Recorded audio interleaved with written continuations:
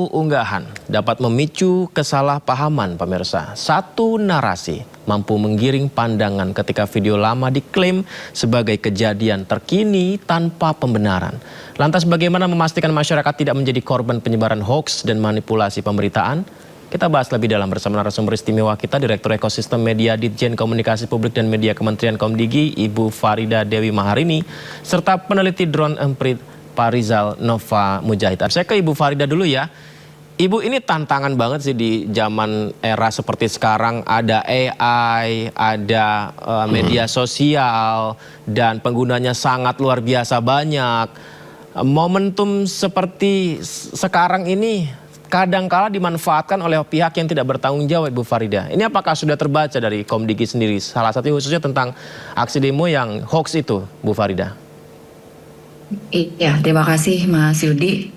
Tentu dari Komdigi tetap mengikuti perkembangan di sosial media ya, termasuk salah satunya adalah isu-isu mengenai demo yang ternyata kita kenali itu adalah konten-konten baik video maupun foto yang sudah lampau. Dan sebelumnya juga terima kasih karena ternyata kerja-kerja untuk pengawasan ruang digital ini tidak dilakukan oleh Komdigi saja, tapi juga dilakukan oleh teman-teman netizen dan juga teman-teman media. Dan ini adalah suatu langkah yang luar biasa karena begitu banyaknya ruang digital, begitu luasnya, begitu banyaknya konten.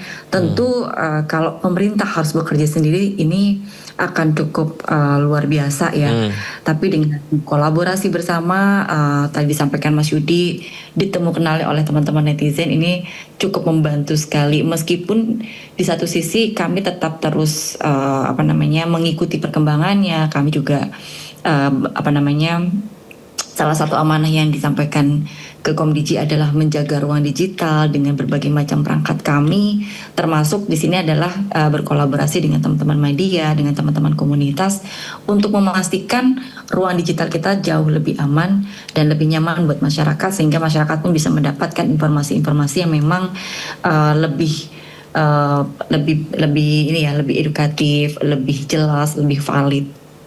Itu Mas Yudi. Ibu Farida, saya ketika diminta untuk dialog ini kan bersumber dari keresahan warga ya Bu ya. Tapi kami kan juga harus cari referensinya ya Bu ya tentang video-video tersebut. Nah, ternyata di media sosial X kami tinggal klik di search-nya saja begitu, demo hoax. Nah, di situ langsung keluar semua itu Ibu Farida di situ. Dan ada beberapa nama-nama yang akun tersebut juga menyebarkan aksi demo hoax tersebut, Ibu Farida. Nah, ini apakah nama-nama itu, teknisnya itu oleh Komdigi yang ditelusuri, dimasukkan di list untuk diblokir atau ditindaklanjuti? Apakah seperti itu teknisnya, Ibu? Ya, dari sisi konten kita coba memilah bahwa fungsi dari Komdigi ini adalah memastikan ruang digital ini aman ya. Nah, dari sisi konten kami melakukan pemantauan terhadap ruang digital dan juga sudah kenali baik itu yang kita lakukan pemantauan ataupun memang kami juga menerima aduan dari masyarakat. Dan ini coba kita komunikasikan. Nah, ranahnya Komdigi adalah sampai di sana. Kita memastikan apakah ini benar ataukah memang tidak. Apakah ini perlu kita laporkan ke platform supaya platform juga bisa meng-cross check kembali sehingga tidak terjadi asal take down ya Mas Yudi ya.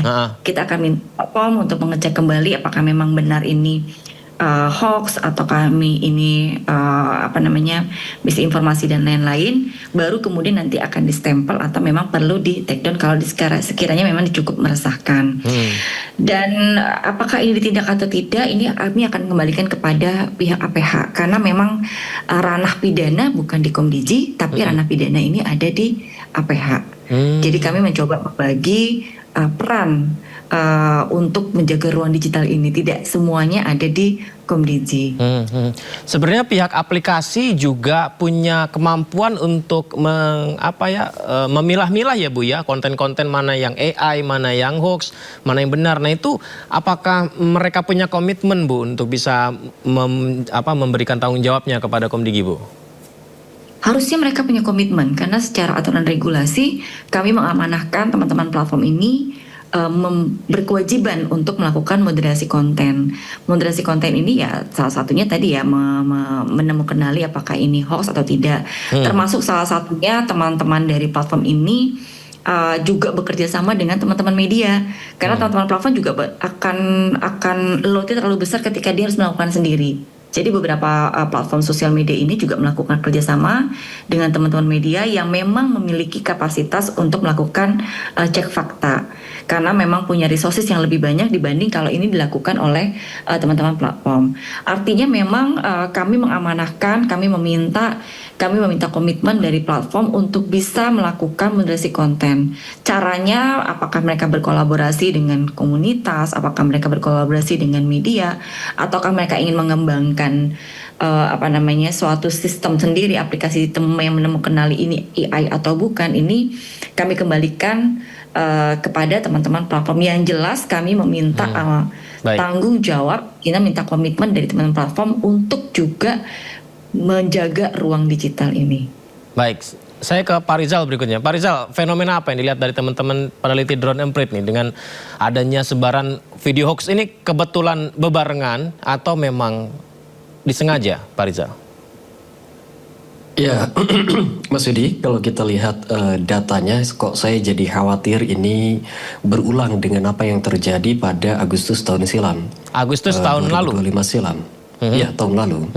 Karena kalau kita ingat pada Agustus tahun 2025 kemarin itu ada gerakan bubarkan DPR. Itu kemudian kemana-mana gitu ya isunya, sampai kemudian kita mendapati ada momen yang sangat mengenaskan ya di akhir Agustus dan awal September itu. Nah, kalau kita lihat fenomenanya ada juga ini berulang nih, polanya sama nih, mirip-mirip saja. Didorong akan ada kerusuhan, lalu didorong lagi akan ada pengumpulan massa dan seterusnya dan seterusnya. Ada juga undangan untuk hadir pada Agustus. Beda-beda tuh tanggal, ada tanggal 4, ada tanggal 16, ada tanggal berapa dan berapa. Tapi kalau kita lihat secara historis, secara bagaimana sih isu ini berkembang, sebenarnya kami dapati setidaknya sejak 21 Juli hoax tentang adanya demonstrasi yang tidak diliput oleh media massa itu sudah mulai muncul di Threads. Lalu kemudian ini berkembang sedikit-sedikit saja di TikTok dan di Facebook terutama. Lalu kemudian isu ini kemudian semakin ramai ketika banyak mal-mal yang menegakkan dinding-dinding baru ya, lebih dari 2 meter. Nah, itulah yang kemudian memicu perasaan jangan-jangan memang benar apa yang dibicarakan oleh netizen. Ada pembungkaman, lalu setelah itu ada upaya untuk melakukan kerusuhan dan seterusnya. Jadi begitu kronologinya. Kenaikan mention itu terjadi, percakapan meninggi itu terjadi pada tanggal 20 sampai 24 sampai tanggal 27 kira-kira begitu. Lalu kemudian dia reda sebentar, lalu pada tanggal 29 sampai sekarang kalau kita lihat tren percakapannya itu terus meninggi dengan narasi-narasi yang menyebar ketakutan yang diutamakan. Jadi agak bedanya dengan Agustus 2025. Kalau Agustus 2025 itu narasinya adalah kebencian, kalau yang saat ini narasinya adalah ketakutan. Itu yang diangkat. Begitu, Mas Yudi. Karena kami sebagai pihak media ya, Bu Farida dan Pak Rizal ya, repot juga. Jadi saya misalnya di jalan gitu, kenapa sih kalian TV tidak memberitakan di lapangan demo segala macam lah. Saya coba ke redaksi, ternyata memang tidak ada demo begitu. Jadi seolah-olah ingin membuat entah apakah framing, entah apakah menurunkan keyakinan tentang peliputan media mainstream. Saya tidak tahu apa arahnya sehingga seolah-olah media yang disalahkan tidak memberitakan. Apa yang ditangkap Pak Rizal? Selama ini ketika ada informasi yang simpang siur, media massa, media cetak, media online terutama media televisi, akan menjadi gerbang terakhir yang menstempel apakah memang terjadi hal seperti ini atau hal seperti itu. Jadi informasi paling puncak, ya, informasi yang paling valid yang diterima oleh publik itu biasa dari media. Nah, kalau kita belajar dari Agustus kemarin, yang juga dilakukan oleh media, oleh yang sengaja menyebarkan narasi kebencian pada saat itu adalah media dianggap tidak sudah terkooptasi begitu ya. Sekarang pun sama.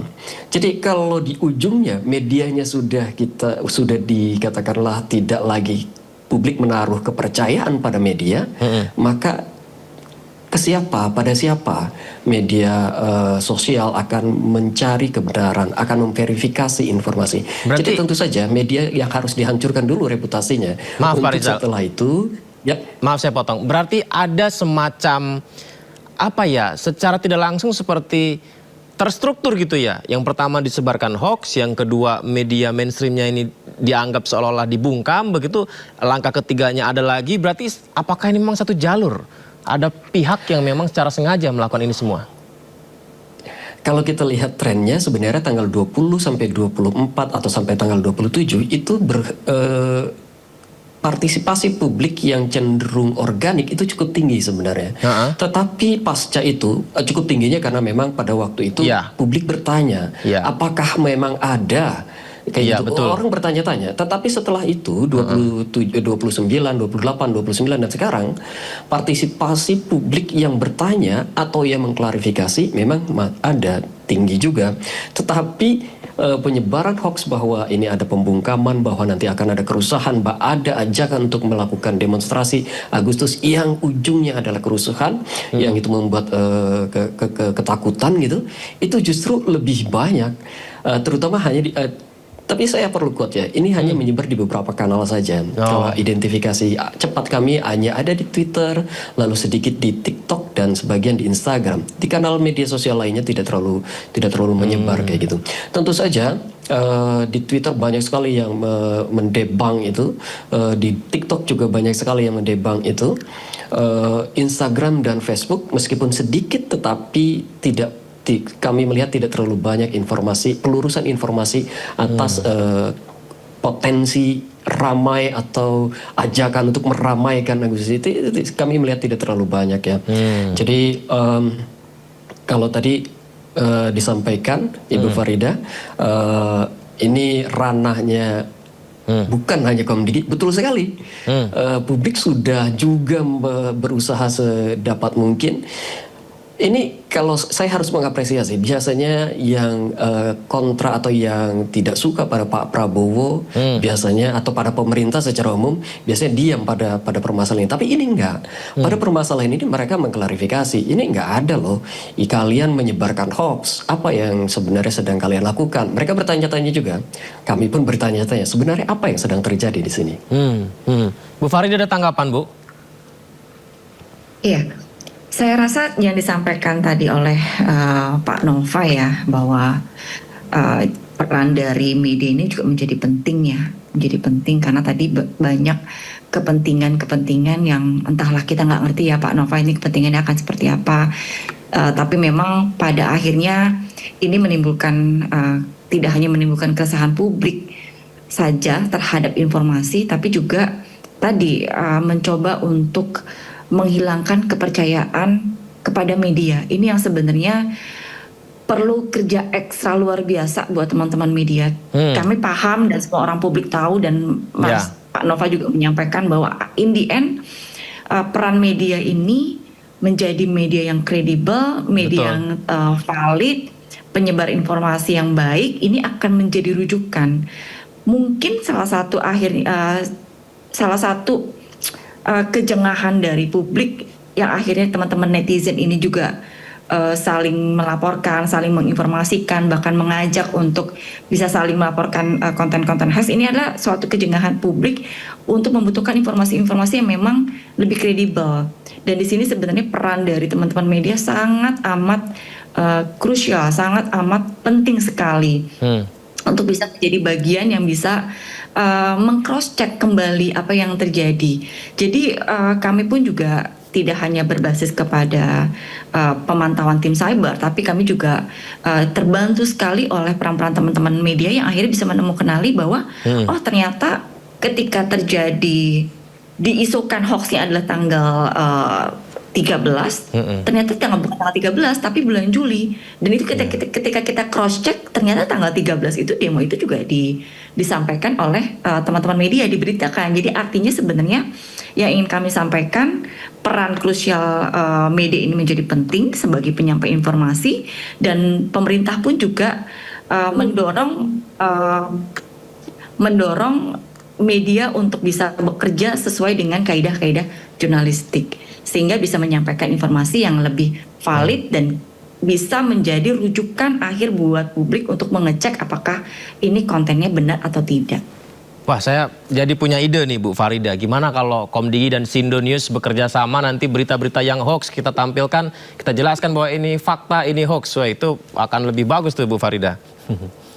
Betul, jadi sebenarnya itu yang menjadi yang kita akan coba lebih intens kepada teman-teman platform.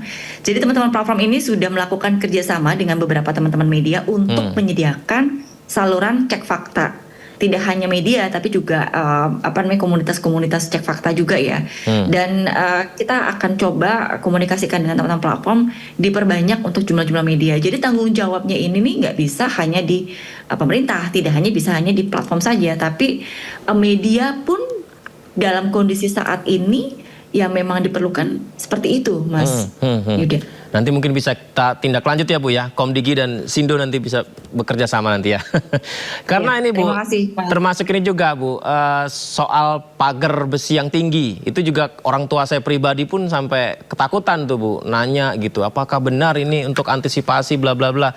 Hingga akhirnya ini juga disentil oleh Gubernur DKI Jakarta, pagar besi tingginya 3 meter yang dibangun depan sebuah mal di Jakarta Selatan dibongkar akhirnya. Nah, kita lanjutkan dialog kita. Nah itu Bu Farida, salah satu yang ramai di grup keluarga, di grup chat WA keluarga saya tuh Bu, salah satunya nih, ada apa nih Le? Ini apakah akan terjadi demo bla bla bla sampai setiap mall nih membangun pagar setinggi itu, sampai sejauh itu loh Bu ketakutannya di masyarakat Bu, termasuk di keluarga saya pun mengalami demikian Bu. Ini gimana Bu Komdigi Bu? Iya, memang tadi ya ada oknum-oknum tertentu lah yang menginginkan adanya keresahan di publik ya. Tapi kita sebenarnya ingin mendorong, mengajak masyarakat untuk tidak langsung percaya kepada isu-isu yang beredar di masyarakat, dan tetap harus saling meng-cross check. Dan kita menginginkan sekali sebenarnya masyarakat ini bisa merujuk kepada teman-teman media yang memang diharapkan bisa menyajikan informasi yang valid. Dan kita berharap juga teman-teman media ini bisa turun ke lapangan, bisa untuk saling meng-cross check bagaimana kondisi di lapangan, sehingga bisa mengimbangi informasi-informasi yang diterima oleh masyarakat. Dan itu sih memang begitu luasnya ruang digital, sehingga memang akan banyak informasi-informasi yang meresahkan, dan ini yang perlu dijaga bersama-sama sih Mas Yudi. Apakah Komdigi punya alat atau teknologi untuk membaca hal-hal yang salah seperti itu di media sosial Bu, termasuk informasi hoax, pornografi, konten bullying dan lain sebagainya itu Bu? Kita punya mekanisme, di mana mekanisme ini melibatkan platform, dan juga kita melibatkan kesadaran masyarakat atau kementerian, lembaga lain untuk melaporkan. Jadi kita punya sistem ini yang bisa mengkomunikasikan, saling melaporkan dari pelaporan yang kita terima dari masyarakat ataupun dari temu kenali sistem pemantauan kita. Ini akan kita masukkan dalam Saman. Kemudian dari Saman ini nanti akan dikomunikasikan oleh teman-teman platform. Kita akan melihat teman-teman platform itu akan menindaklanjuti laporan yang disampaikan oleh Komdigi atau tidak. Adakah data Bu Farida dalam satu hari sebaran berita hoax di media sosial Indonesia itu berapa banyak atau berapa persen kali Bu dalam sehari Bu? Kalau untuk data perharinya saya harus cek dulu ya, Mas. Cek lagi. Soalnya sampai kemarin tuh ada yang karena asmara hanya lewat media sosial saja berujung pada penganiayaan. Itu juga banyak Bu ternyata yang seperti itu Bu Farida tuh. Tuh. Betul, banyak sekali jenis-jenis konten-konten hoax Mas di sosial media itu, dan Dan memang untuk membikin dengan menemukanali itu effortnya lebih besar untuk menemukanalinya sih Mas. Karena kan kayak tadi ya, kayak misalnya kami itu tidak bisa sembarang untuk men-take down. Tidak bisa sembarang men-take down? Iya, tidak bisa kan ada prosedurnya Mas Yuda. Men-take down suatu konten ini melalui suatu proses yang panjang. Karena tadi kenapa harus proses yang panjang? Karena kita ingin memastikan kebebasan pers, kebebasan berpendapat di ruang-ruang publik, di ruang-ruang digital ini tetap terjaga. Jadi sekali lagi proses untuk menstempel, proses untuk men-take down ini membutuhkan beberapa tahapan. Meskipun kami juga punya komitmen dengan teman-teman platform dalam jangka waktu tertentu mereka harus bisa melakukan take down ketika itu memang sudah dipastikan konten itu patut untuk di take down. Baik, saya ke Mas Rizal Nova. Mas, artinya kalau seperti itu menghentikan konten-konten hoax beredar semakin disebarluaskan, kuncinya apakah kita bergantung pada pemerintah dalam kebijakannya atau kesadaran masyarakatnya? Karena untuk kesadaran masyarakat kayaknya perlu tahapan-tahapan lagi ya Mas Rizal Nova ya? Tentu saja memproduksi, saya sepakat tadi disampaikan memproduksi hoax itu lebih mudah dibandingkan kita mengklarifikasi debunking ya. Ya apalagi dengan teknologi AI sekarang ini ya. Itu lebih mudah lagi. Tapi kalau kita bicarakan tentang bagaimana cara kita mengatasi hal ini atau menerima, ini kan tentang bagaimana kita memahami informasi, mengolah informasi, mencerna informasi. Tentu saja jawabannya adalah penguatan literasi digital. Masyarakat harus terus diingatkan untuk lebih baik lagi dalam mengolah dan mengelola informasi, etika dalam share kayak gitu ya. Tidak mudah untuk membagi konten-konten yang sepertinya mencurigakan kayak gitu. Tentu saja seperti itu. Dan ini sudah banyak langkah-langkah yang dilakukan oleh teman-teman untuk melakukan digital literasi kepada publik di media sosial. Tentu saja Komdigi tidak akan bisa bekerja secara mandiri gitu, secara sendirian untuk men-take down ini semua, untuk mengatasi permasalahan hoax ini. Platform harus diajak kerjasama, komunitas juga harus diajak kerjasama, masyarakatnya harus diberikan semacam, yaitu tadi penguatan literasi digital. Karena kalau ini ekosistem ini tidak bisa dibangun, semuanya bekerja sama, ya kita terus-terusan akan menjadi informasi itu akan menjadi bencana sehingga media sosial korban ini hoax belakangan ini. Baik, terima kasih banyak Mas Rizal Nova dan Ibu Farida. Nanti izin Ibu Farida, kita akan mungkin makin ngerepotin nih Bu ya, nanti kalau ada informasi berita hoax kita bisa diskusikan kembali ya. Tidak, aku nambahin dari Mas Nova tadi. Gimana Bu? Selain literasi digital yang diperlukan, sebenarnya kita juga menginginkan masyarakat juga lebih kritis terhadap konten-konten ya, termasuk untuk melaporkan. Karena tadi membangun suatu ekosistem itu tidak bisa hanya satu atau dua, tapi memerlukan banyak pihak, termasuk keaktifan masyarakat untuk melaporkan terkait dengan konten-konten yang dianggap tidak pantas. Itu aja Mas Yuda. Menarik. Terima kasih. Baik, terima kasih banyak PLT Karohumas Komdigi Ibu Farida Dewi Maharani dan peneliti Drone Emprit Pak Rizal Nova Mujahid. Selamat.